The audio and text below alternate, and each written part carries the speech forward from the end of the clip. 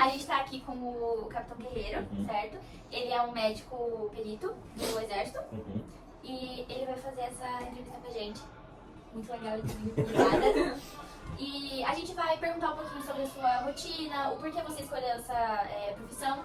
Não é olhar do fato de você trabalhar no Exército, mas querer exercer essa... Parte da perícia e medicina, né? Então a gente vai começar perguntando como que você escolheu. Tá. Foi assim, quando eu me formei, durante toda a faculdade de medicina, eu tinha certo pra mim que eu ia fazer cirurgia geral. Cirurgia geral e depois alguma subespecialidade, né? Até hoje eu gosto muito da área cirúrgica, eu acho uma área bem apaixonante na medicina. Só que por alguns fatores, depois acabei entrando no exército e tal, eu acabei tendo contato com essa área da medicina do trabalho e a medicina pericial, que é o que, basicamente? Dentro da medicina a gente tem uma coisa consagrada que chama relação médico-paciente, que é o quê? A partir do momento que o paciente entra na sala, a gente começa a ter uma relação de cumplicidade, né? Então é por isso que existe o sigilo médico, tem coisas que eu não posso contar, que o paciente me confidenciou e tal, tudo mais. E o objetivo dessa relação é eu alcançar a cura ou amenizar o sofrimento do paciente, assim funciona, de grosso modo. A parte pericial já é um pouco diferente, porque geralmente está envolvendo a pessoa buscar algum benefício, um direito que ela tem, né? Então seria um trabalhador buscar um afastamento do trabalho de maneira que ele não perca a remuneração e tal. E aí o perito que tem que avaliar se a pessoa faz jus ou não faz jus àquele benefício. E eu acabei, por conta de ter entrado no exército, né, tendo contato com essa área.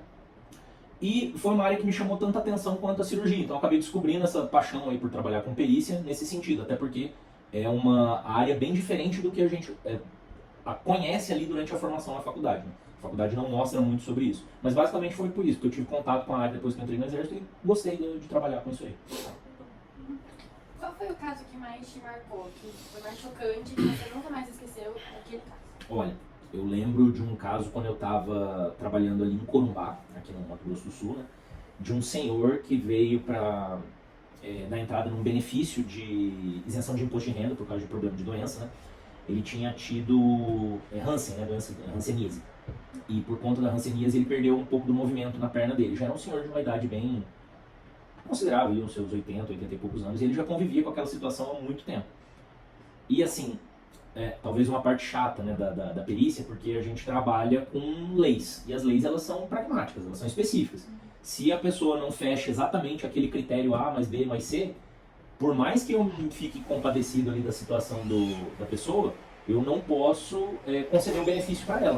E eu lembro desse senhor que ele tinha essa limitação por conta da doença dele, mas infelizmente a gente não pôde conceder o benefício para ele porque ele não fechava alguns critérios lá.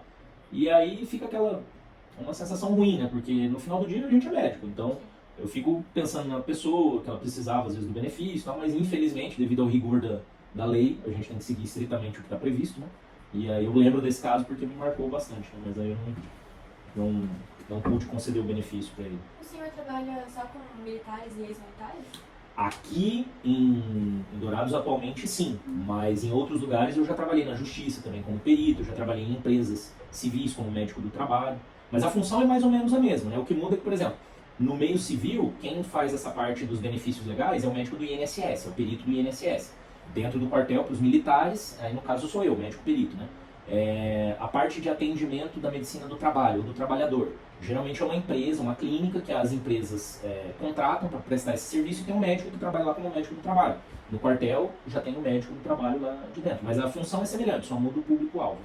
Você falou sobre ter que saber as leis, você teve que estudar as leis? Sim, e isso talvez seja a maior dificuldade que eu tive nessa atuação como perito, porque assim, não sou advogado, então para mim eu sempre tive uma resistência de estudar legislação, porque é um conhecimento bem diferente daquele conhecimento que a gente aprende tanto na escola quanto na faculdade de medicina, que essencialmente é uma área mais biológica, né?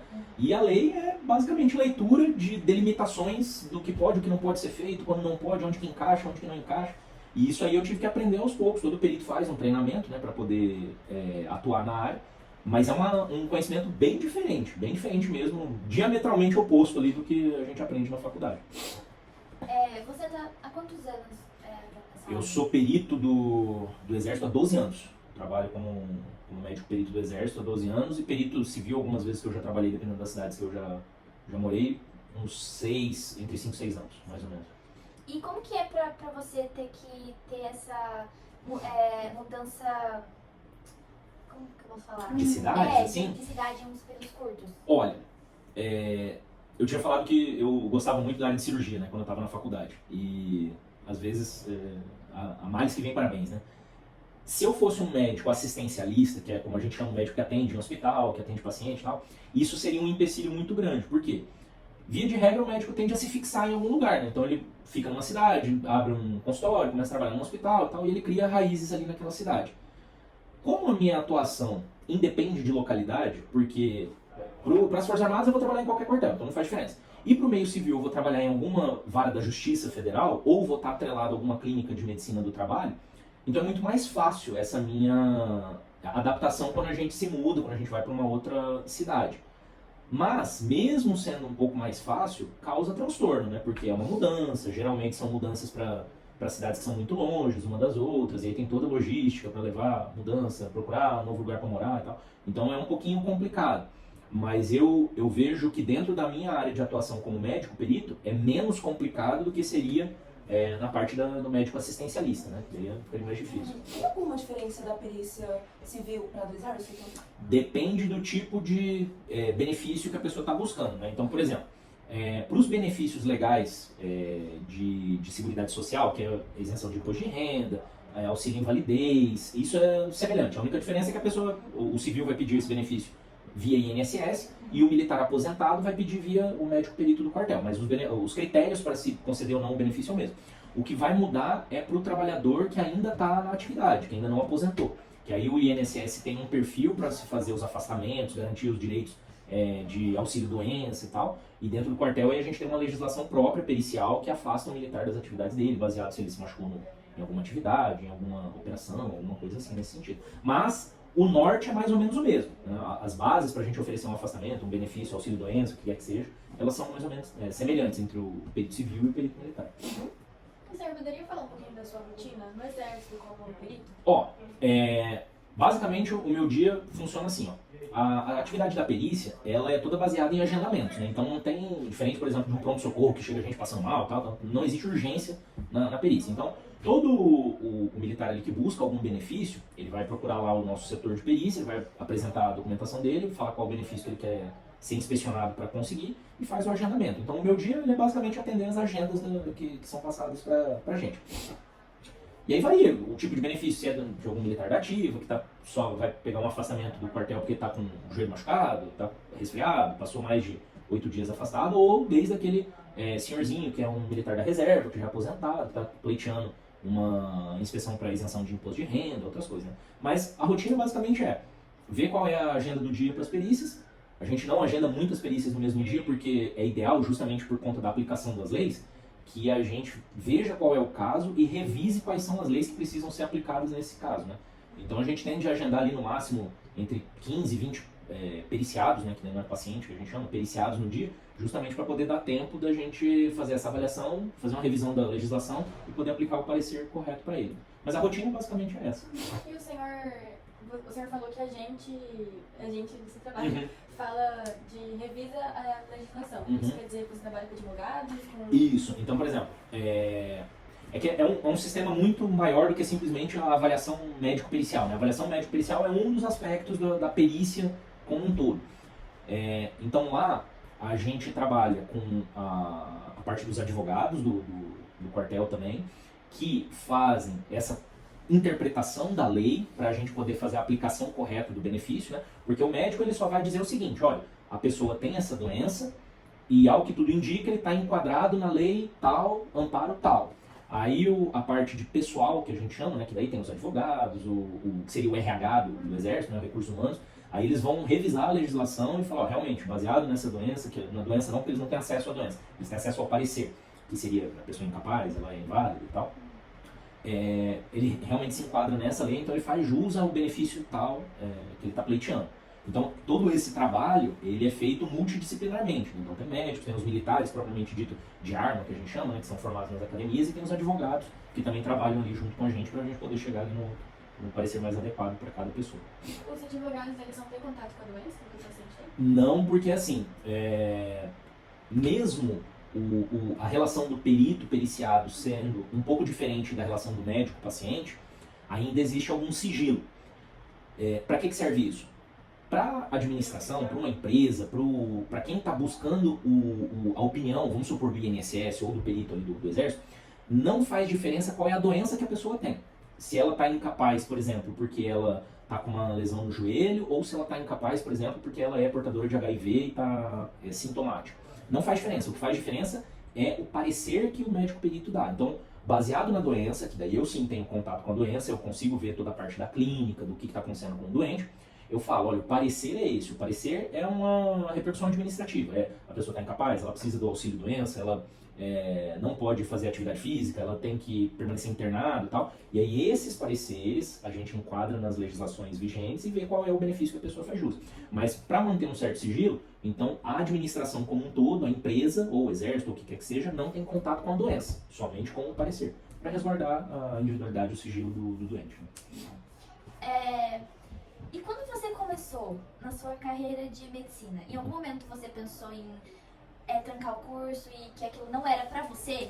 Sim, porque a faculdade de medicina, ela é uma graduação muito puxada, né? Então, assim, são 6 anos integral, fora estágio extracurricular, liga acadêmica, é muito puxado mesmo.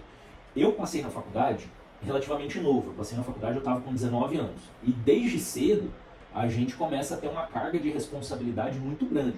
Todo profissional, dentro da sua área, é óbvio que tem as suas responsabilidades, mas assim, hoje, com um pouquinho mais de experiência, né, 12 anos de formado praticamente, eu vejo que a graduação de medicina, ela coloca um peso muito grande em cima do graduando, do aluno da faculdade. Talvez porque é uma exigência depois da formação, a gente lida com vidas e tal, então assim, tem um certo fundamento nisso.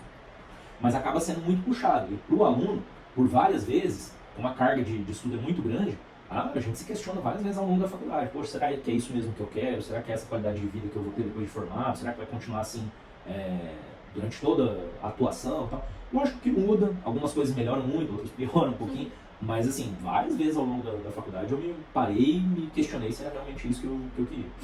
É o que muito acontece, né? Muito. Ó, na minha turma de faculdade ali da Federal, nós éramos em 50, formaram 47, ou seja, 3 acabadores reprovaram, né, ficaram para trás, e um jubilou, largou mão do curso. Não é algo comum para medicina o pessoal largar o curso, porque é um concurso extremamente concorrido, seja o vestibular, Enem, como é que seja o método de entrada. Então, geralmente o pessoal não tende a ter o perfil de largar o curso. Mas, ao longo da formação, nossa, várias vezes, e conversando com outros colegas, a gente vê que não é uma coisa individual, é coletiva. Esse questionamento, essa dúvida surge, né? Se realmente a gente vai querer aquilo ali, se é o que a gente está procurando mesmo. Mas é um curso puxado, formação puxada. Muito pela pressão que sofrem, né? De se eu vou conseguir aguentar esses 6 anos, porque como você falou, é muito tempo, né? 6 anos que você acaba, não vou dizer perdendo, mas... É um investimento de tempo muito grande. Muito grande. E você fez GD, né? GD, sou da 7ª turma aqui do GD. Nossa, uma das primeiras. Sim. E o que você fala, assim, sobre essa faculdade? Porque muitas vezes as pessoas questionam se ela, hoje em dia, é uma faculdade boa, se vale a pena tentar aqui. Olha, eu formei em 2011, foi meu último ano, né? Colei grau em dezembro de 2011. Então já tem aí uns 12 anos que eu estou afastado da UFGD propriamente dito, né? Não posso dizer por esse tempo, posso dizer apenas pelo que eu escuto dos alunos que ainda ou recém-formaram ou ainda estão em formação. Durante a minha época, que foi de 2006 até 2011, eu via a UFGD dar um salto de qualidade, assim, de recém um polo da UFMS, que ela era um polo da UFMS aqui em Dourados, teve a sua emancipação, se tornou a Universidade Federal da Grande Dourados. Quando eu saí da graduação, já era a 2ª melhor faculdade do Centro-Oeste, ela só ficava atrás da Federal do Mato Grosso, que é consagradíssima em medicina. 3 ou 4 anos depois, em 2015, já era a melhor faculdade do Centro-Oeste e se manteve assim por um bom tempo. Não sei dizer como é que está agora, porque faz tempo que eu não vejo a nota do ENAD, né, como é que está a classificação da faculdade, mas o que eu posso dizer com certeza de conversar com os alunos mais recentes da graduação é que ela mantém um padrão de ensino muito bom, né? Agora, teria que dar uma olhada na classificação dela no ENAD para ver como é que ela tá, mas eu tenho certeza que se ela manteve o mesmo padrão que era da época que eu estudei, que essa eu posso afirmar, eu não tenho dúvida de que eu faria tranquilamente de novo a UFG. Você falou sobre um caso difícil. Você acha que as leis se adequam, vamos dizer, a cada especificidade de cada doença? Olha, um dos propósitos ali gerais do direito, né, e isso a gente, depois de ter tido um pouquinho de contato com o mundo do direito, da legislação, de leis, é tentar, obviamente, chegar o mais próximo que existe do conceito de justiça, né? O conceito de justiça plena ele é inalcançável, porque a partir do momento que tiver dois indivíduos, a não ser que tivesse duas justiças diferentes, a gente já estaria cerceando ali um pouco, mesmo que pouco, né, o direito de cada um, se a gente taxasse todo mundo por uma mesma régua, né? Então, o que eu vejo hoje? Claro, tem que se ter, obviamente, um conceito escrito para não ficar tudo no mundo do subjetivo, no mundo das ideias, do eu acho. Tanto que uma das coisas que o perito demora muito tempo muito não, né? Mas assim, demora um certo tempo o perito entender isso, é que como médico, a conduta é minha, né? Então quando eu tenho um paciente, eu vou estipular a conduta dele, é o que eu penso baseado nos protocolos, nos guidelines de cada especialidade e tal. E quando a gente vai trabalhar com perícia, não é baseado no que eu penso, mas sim o que a lei fala.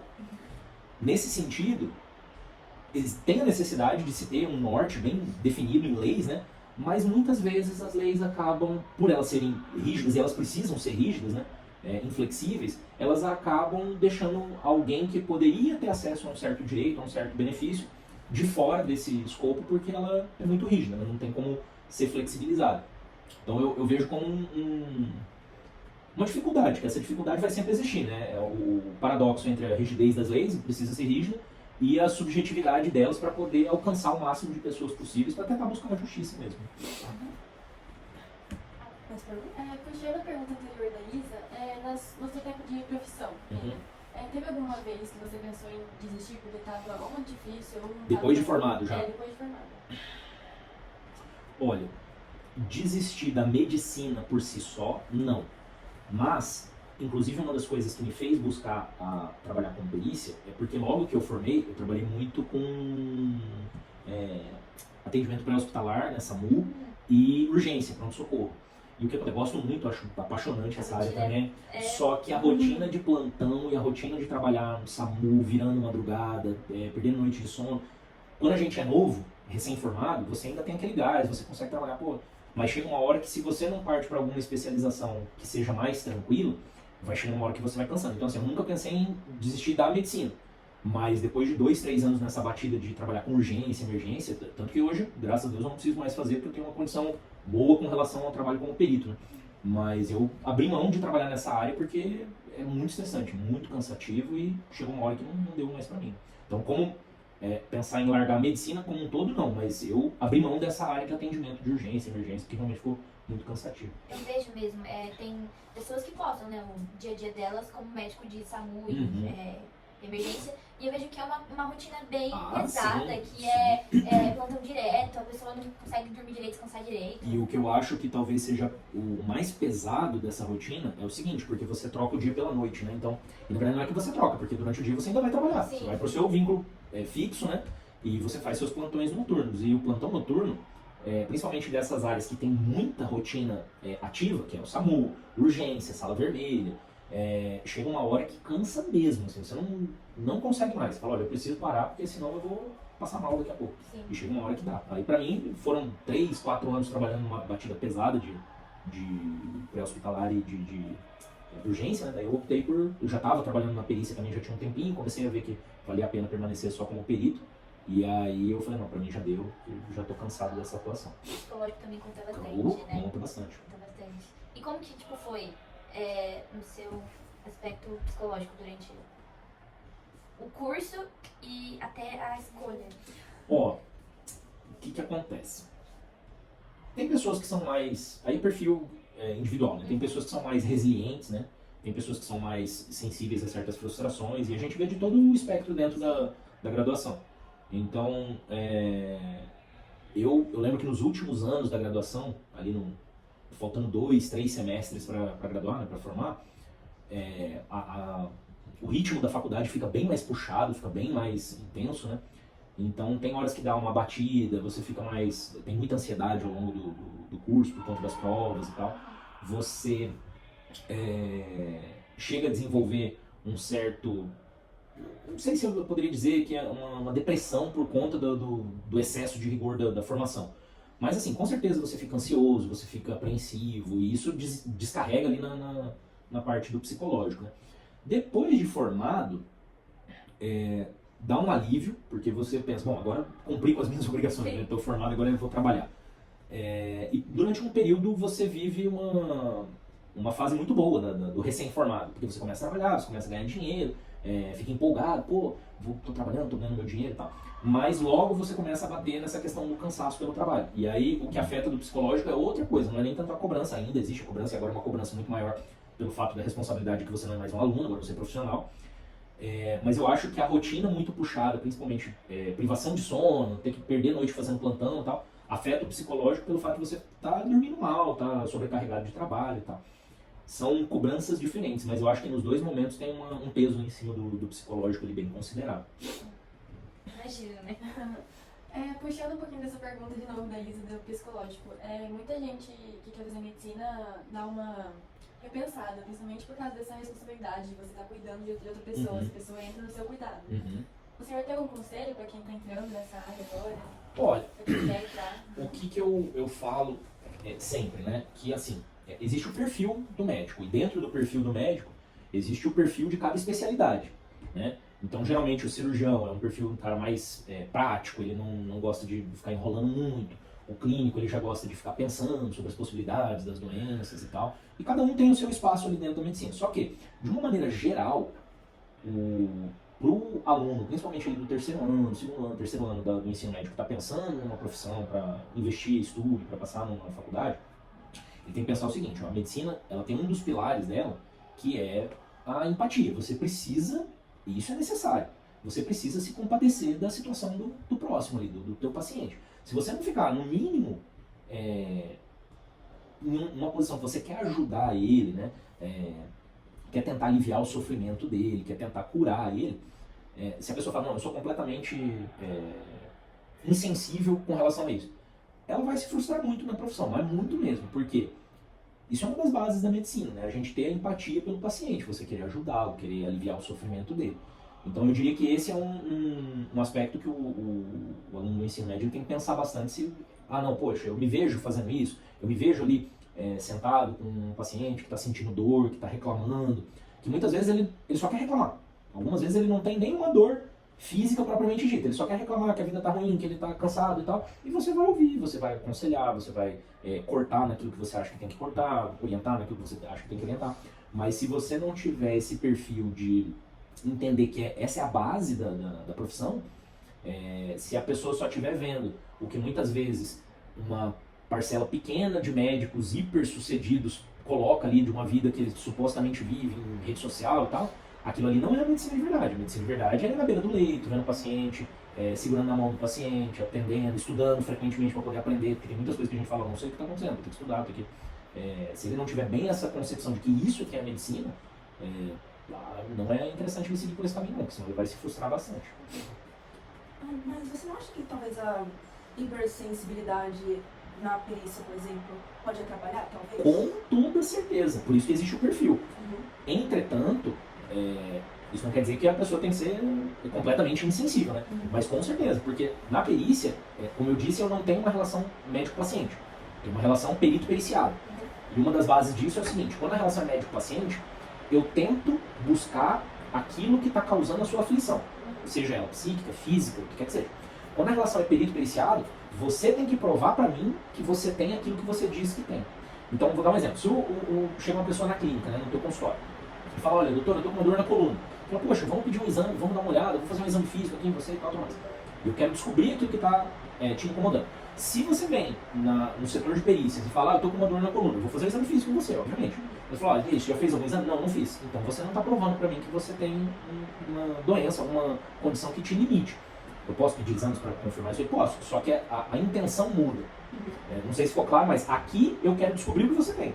Aqui você tem que provar para mim que você tem o que você diz que tem. E se eu sou muito sensível às queixas do paciente, com certeza na relação perito-periciado vai ser afetada isso. Por quê? Eu vou ficar, poxa, essa pessoa está sofrendo, ela está precisando, será que não vale a pena tentar deixar ela afastada do trabalho, porque ela disse que está passando muito mal, tal, não é? Então, com certeza tem. E como eu disse, isso é um perfil da especialidade. O perito, perito e auditor, né? São os médicos que ninguém gosta de ver, porque são os que os pacientes não se dão muito bem, porque geralmente é quem corta benefício, né? Fala, não, você não precisa disso, não vai ter esse tratamento, você não vai ter isso e tal.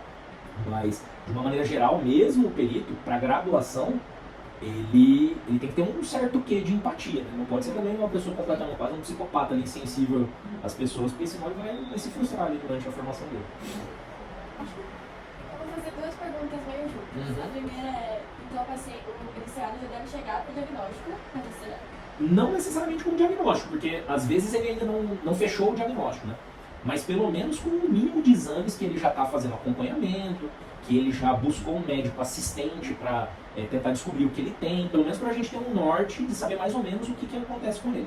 Porque para pensar assim, ó, de uma maneira bem crua, a função do perito é dizer o seguinte: olha, você pode ficar sem trabalhar, mas vai continuar recebendo o seu salário.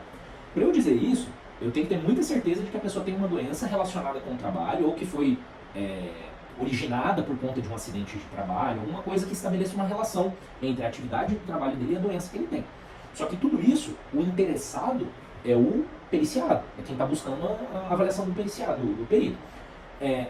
Se ele chega lá para mim, sem um exame, sem uma avaliação de um ortopedista, de um psiquiatra, para alegar, pelo menos que ele tenha algum problema, ele fala, eu não consigo trabalhar porque eu tenho dor nas costas. E geralmente eu falo, eu também tenho dor nas costas, eu venho trabalhar. Então assim, não é o fato da queixa, per se, né, que vai garantir o benefício dele. Pode ser que ele ainda não tem diagnóstico do neurocirurgião que viu a raiz do nervo ali que está acometida, mas pelo menos ele já tem uma ressonância, ele já tem uma avaliação, alguma coisa que, realmente, aparentemente ele tem alguma coisa. A gente ainda não sabe o que é exatamente, mas ele não veio só dizendo que tem. Ele buscou atendimento, procurou, fez alguma coisa. E a segunda é, meio puxando a minha pergunta, tem muita gente que tenta te enganar na perícia? Existem trabalhos sérios, né, trabalho científico, sobre ganho secundário, que a gente chama na perícia. O que é o ganho secundário? Você falar simulação é crime, né? Isso é estelionato. Tipificado no Código Penal, é o que o pessoal fala que é 171. 171 é fingir que você tem alguma coisa que você não tem. Seja doença, seja qualquer coisa. Fingimento. Então você dificilmente diz que alguém está simulando. Você tem que ter muita certeza, porque você vai estar imputando um crime em alguém, né? O que normalmente acontece? Isso acontece muito, da prática da perícia, todo dia. A pessoa faz uma meta-simulação, ou, em termos comuns, é um exagero. Vou dar um exemplo, ela tem uma dor na coluna, e ela vai lá para falar que ela tem essa dor na coluna, por isso ela não pode trabalhar. Só que se a gente fosse quantificar, se fosse possível pegar um aparelho ali que mostrasse, de 0 a 10, como que está essa dor? A dor estaria 5, 4, só que a pessoa fala que está 8, 9.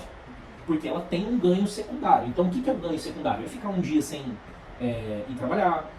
Não precisa de perícia para isso, né? Mas normalmente quando a gente é criança e está na escola, não quero fazer prova hoje. Aí fala o que? Mãe, tô com dor na barriga, tô com febre, tô sentindo dor no corpo. É a mesma coisa. Só que o adulto tem as proporções, né? Lógico, quando a gente é criança as mentiras são bobinhas, né? E geralmente tem perna curta. O adulto, para fugir do trabalho, alguma coisa, quando ele está mal intencionado, ele tende a passar com o ortopedista, falar que está sentindo dor. É lógico, o ortopedista, como médico atendente, ele tende a acreditar no doente. Ele vai falar, olha, então vamos pedir um exame, vamos ver pra gente estudar onde está vindo essa dor e tal, tudo mais, porque não é da prática do médico assistente que as pessoas vão lá e mintam. Agora, na perícia, nossa, tranquilo. E, se fosse para dizer assim, um número, né, quantos por cento de pessoas que passam lá na perícia exageram o que tem? Sendo muito certo de que eu não estou errado nesse valor, no mínimo de 60% a 70% de quem passa lá exagera o que tem. E isso independe de ser no meio civil, no meio militar, onde for, isso é do ser humano. Isso quer dizer que essas pessoas estão mentindo francamente, essa pessoa não está sentindo nada, ela está indo lá inventando história. Não é.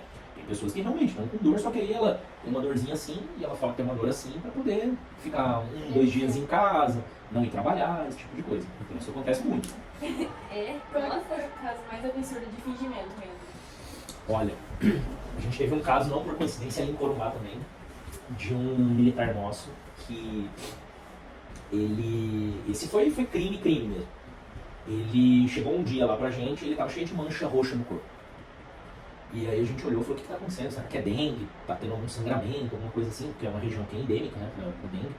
E aí ele mostrou um exame de sangue. E o exame de sangue dele tava horrível, todo alterado. Aí E a gente já pensou em leucemia, coisas graves, né? Pegamos um menino, internamos ele direto lá no hospital da cidade, já pedimos a evacuação dele para Campo Grande, levamos ele para Campo Grande, foi uma evacuação de avião para Campo Grande. E quando a gente mostrou o exame para os médicos lá do hospital de Campo Grande, eles falaram, nossa, ele tem que vir para cá agora, pelo amor de Deus, tem que tirar ele daí. E a gente começou a achar estranho, porque quando estava conversando com o menino, ele estava o tempo inteiro falando, você precisa sair realmente daqui de Corumbá, não dá para ficar aqui e tal, tudo mais. Ele falou, cara, tu tá grave, tem que ir para o hospital que tem um suporte maior e tal, tudo mais. E aquilo chamou a atenção. Aí chegou lá no hospital em Campo Grande, fez o exame, o primeiro exame dele de entrada e olhou completamente diferente daquele exame que ele tinha apresentado. Aí a gente olhou e falou, poxa, peraí, vamos repetir o exame, porque uma coisa grave dessa, né, não vamos correr o risco, repetir o exame normal. Aí os médicos de lá entraram em contato com a gente e falaram, olha só, você tem o original do exame dele aí? Falou, tem o que ele apresentou aqui. Falou, vai no laboratório e pede o exame dele. Aí a gente foi no laboratório, quando o bioquímico do laboratório pegou o exame, falou, pelo amor de Deus, esse exame está falsificado, esse exame não é meu. Aí a gente olhou o exame dele, que estava no controle, no computador lá, tá completamente diferente, exame normal e tal, tudo mais. O que a criatura fez? Ele pegou o exame, se deu ao trabalho de escanear, colocou no Photoshop, procurou na internet as alterações que davam, no caso de leucemia grave, colocou lá as alterações, ou seja, ele manipulou o exame, falsificou, é falsidade ideológica isso aí, né? Falsificou o documento e apresentou pra gente. Só que, por mais que seja na perícia, o maior bem que existe é a vida da pessoa. A gente não questiona em nenhum momento se existe uma veracidade ou não desse exame baseado no quadro clínico. O menino estava cheio de hematoma no corpo. Aí a gente, depois que descobriu, perguntou, como é que você fez isso aí, cara? Aí ele pagou um cara pro cara dar-lhe uma... Dá-lhe uma surra ali de cinta pra ficar marcado roxo. Ficar marcados roxos no corpo, que foi o que ele apresentou. Ele procurou os sintomas na internet. Ele falou sintoma de livro, assim, né? Não, tá tendo isso, aquilo, outro e tal, tudo mais. Aí... Só que esse respondeu criminalmente, né? Porque o que ele cometeu, isso aí foi um crime. Depois ele confessou que, na verdade, que ele queria tentar aposentar, enfim, mal orientado, né? Mas esse é um caso extremo. Isso aí, em 12 anos que eu trabalho com perícia, eu vi isso aí acontecer nessa gravidade, acho que uma ou duas vezes no máximo, né? Agora, o que é da rotina, né? Então, por exemplo, a pessoa ela tem algum benefício que está em vias de ser cortado, porque ela já melhorou, resolveu o problema dela, ela faz um exame novo que prova que ela não está mais doente. E, geralmente ela demora para entregar esse exame, para tentar ficar enrolando o máximo possível e tal, tudo mais. Isso aí acontece direto, né? Agora, nesse nível, assim, de chegar a falsificar um exame, coisas graves, eu vi essa vez acontecer, acho que mais uma ou duas vezes ali, eu ouvi dizer, né? Comigo aconteceu isso aí. Nossa, fiquei chocada, eu nunca queria pensar que ele acontecer. E essas são as perícias de benefícios sociais, né? Existem ainda as perícias criminais, não sei se vocês já ouviram falar, por exemplo, quem trabalha no IML, Instituto Médico Legal, que é um outro tipo de perito, que é o perito legista, né? Que faz necrópsia e tal, tudo mais. Essas, dependendo do tipo de perícia, aí tem, ou, por exemplo, quando vai fazer uma necrópsia num cadáver, a pessoa muda o cadáver de lugar para tentar simular uma morte que não aconteceu. Por exemplo, a pessoa matou alguém e joga o corpo dentro da água. Tem como a gente ver se a pessoa morreu afogada ou jogou o corpo da água depois que ela já estava morta. Porque vê sem água no pulmão. Se ela respirou água, quer dizer que ela caiu na água ainda estava viva, morreu afogada, não morreu de assassinado, né? Então fala, pô, mas ele não morreu de qualquer jeito? Vai ter diferença porque a lei que vai ser aplicada vai ser diferente. O cara matou o cara e tentou se desfazer do corpo, o cara jogou o cara no rio para morrer, aí já não é minha área, né? Aí é do pessoal do direito. Mas é importante justamente para isso, para saber exatamente o que aconteceu. Aí nessa área da perícia, essa tem bastante discordância entre o que a pessoa fala que aconteceu e o que a gente descobre ali no caso dos exames de necrópsia, né? O que foi observado. Mas isso aí é mais para o pessoal que trabalha no IML, né? Não, no INSS não vê essa parte. Eu acho que é isso.